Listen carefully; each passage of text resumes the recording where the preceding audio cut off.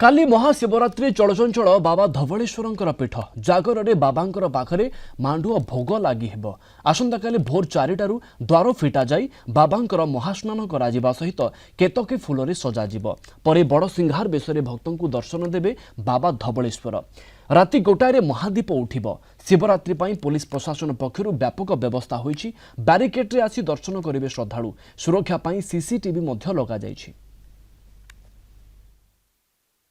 पूजक समिति पक्षरु पर्याप्त प्रस्तुत करा जाइछि समस्ते सजग अछंती तेणु राति पाइले भोर 4टारे पहड़ खोल खोला गला परे ठाकुर महास्नान करा 108 पानी गरारे ठाकुर गाधेबे समस्त पूजक माने प्रस्तुत अछंती एवं ठाकुरंकर गोटे मंगला आरती हबो मंगला आरती परे ठाकुर बेश करा सुसज्जित करा जोगी बेश करी ठाकुर को भक्त मान दर्शन करेंगे। गोटे वर्ष पर आज समस्त सुजोग मिली आसिकिना देखा भगवान दर्शन करने जेहेतु सब बैरिकेड है नुआ ब्रिज भी है तो आम से देखिकिना आसीचु आम ये आसवा भी बहुत सुविधा बहुत बड़ भाग्यवान कह आज फैमिली सहित मुझे